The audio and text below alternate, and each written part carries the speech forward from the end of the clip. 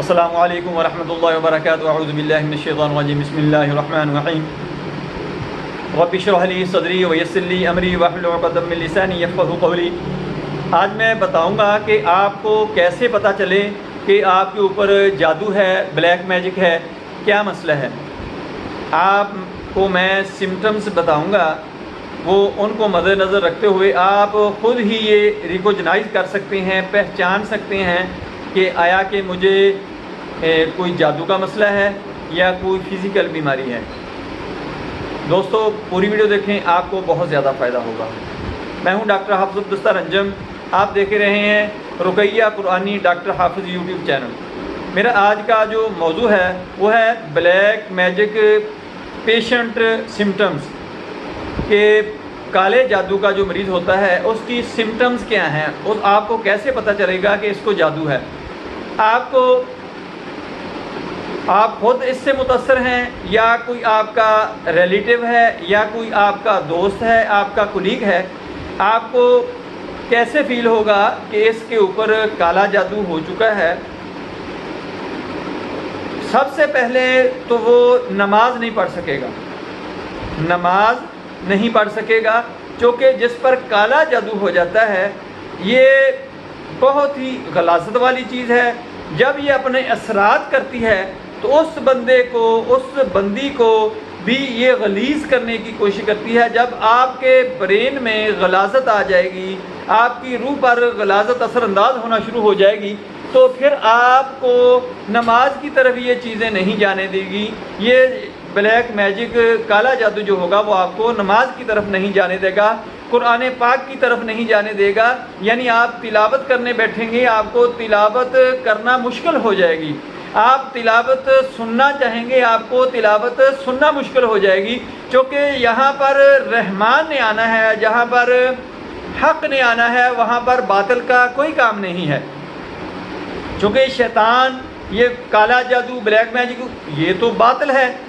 جب باطل وہاں پر بیٹھا ہوگا تو حق تو اس کو اچھا لگے گا ہی نہیں. اس لیے جب قرآن پاک کی تلاوت، آپ کو جب اذان ہو رہی ہوگی تو وہ بھی تکلیف دے گی، وہ بھی آپ کو برداشت کرنا مشکل ہو جائے گی. چونکہ اللہ کا بلاوا ہے، اللہ کی طرف سے بلاوا ہے. اذان جو ہوتی ہے وہ کالے جادو والے مریض کو سننا بہت مشکل ہو جاتی ہے، وہ اس کو تکلیف دیتی ہے، اس وقت اس کو تکلیف ہونا شروع ہو جاتی ہے. پھر کالے جادو کا جو مریض ہے وہ نیکی کے کام کرنے کی طرف نہیں جائے گا، نیک لوگوں کے پاس نہیں بیٹھ سکے گا، اور اس کے ساتھ ساتھ وہ اس کو خواب جو آئیں گے وہ بہت ہی عجیب و غریب قسم کے ہوں گے. بعض دفعہ وہ جنگلوں کے اندر اڑ رہا ہوگا، عجیب و غریب قسم کے جنگلات دیکھے گا، اور اس کے کندھوں پر، اس کے سر کے اوپر، اس کے جسم کے اوپر ایک وزن سا محسوس ہوگا. وہ جب لیٹے گا تو اس کی چھاتی پر جیسے کوئی چیز بیٹھ گئی ہے، اس کو ایسے محسوس ہوگا کہ میرا دم گھٹ رہا ہے. وہ جب کوئی صاف کپڑا پہنے گا، خوشبو لگائے گا، تو اس وقت بھی اس کو دقت ہونا شروع ہو جائے گی. چونکہ غلاظت کا کام ہے، کالے جادو کا کام ہے. جنات کا جو غیر مسلم جنات ہوتے ہیں، ہندو ہوتے ہیں، ان کا کام تو صفائی کے ساتھ ہے ہی نہیں، وہ تو کلین رہ ہی نہیں سکتے. اس لیے وہ اس مریض کو بھی صاف ستھرا نہیں رہنے دیتے، یا اس کو خوشبو کے پاس نہیں جانے دیتے. خوشبو اگر اس کو آتی ہے تو اس کو تکلیف ہوتی ہے اس سے. خواب میں وہ سانپ دیکھے گا کہ اس کے پیچھے بھاگ رہے ہیں.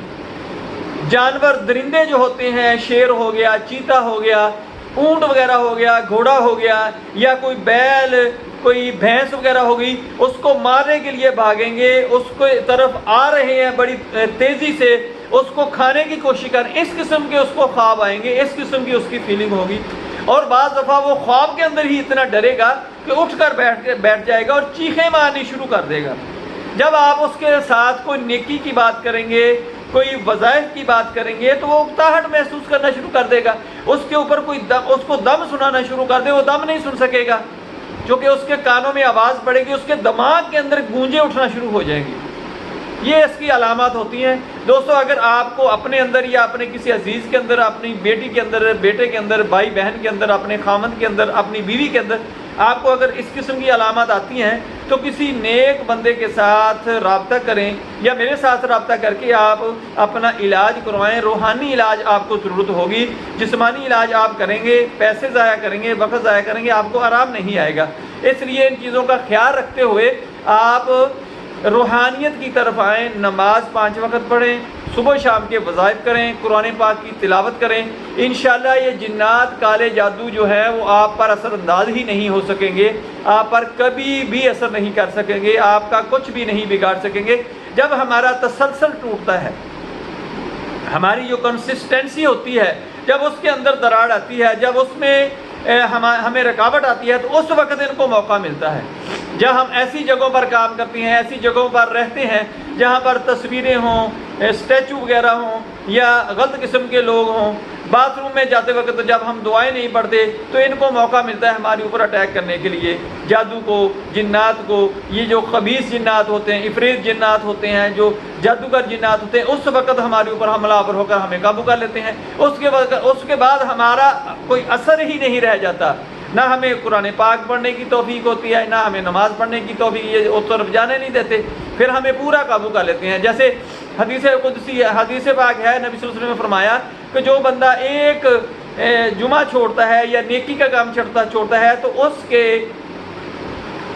دل کے اوپر ایک سیاہ نقطہ بن جاتا ہے، یعنی ڈاٹ بن جاتا ہے۔ جب وہ پھر دوبارہ نیکی کی طرف آتا ہے، نیکی کا کام کرنا شروع کر دیتا ہے تو وہ نقطہ ختم ہو جاتا ہے۔ اگر وہ نیکی کی طرف نہیں آتا یا نیکی کا کام نہیں کرتا تو ایک نقطے کے ساتھ دوسرا نقطہ جڑ جاتا ہے، پھر ایسے ہی نقطے بنتے بنتے وہ سارے کا سارا جو اس کا دل ہوتا ہے وہ سیاہ ہو جاتا ہے۔ جب سیاہ ہو جاتا ہے تو اس کو حلال حرام، اچھے ماڑے میں، نیک بد میں کوئی تمیز ہی نہیں، تمیز ختم ہو جاتی ہے۔ دوستو یہ علامات ہیں جادو کی کہ جادو آپ پر ہوا ہے یا نہیں ہے۔ آپ کو کہیں پر جانے کی، کسی شک میں پڑنے کی، کسی وہم و گمان میں پڑنے کی ضرورت نہیں ہے۔ یہ سمٹم دیکھیں، کسی کے ساتھ رابطہ کر لیں یا میرے ساتھ رابطہ کر لیں، آپ کا مسئلہ انشاءاللہ حل ہو جائے گا اللہ کے کلام کی برکت سے۔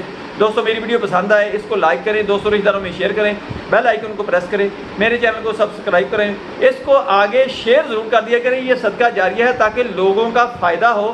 اس میں روحانیت کے متعلق علم ہوتا ہے، روحانیت کا علاج ہوتا ہے، روحانیت کا سلوشن ہوتا ہے، اس لیے آپ کے لیے اور آپ کے دوست احباب کے لیے بہت زیادہ اس میں بینیفٹ ہوتا ہے۔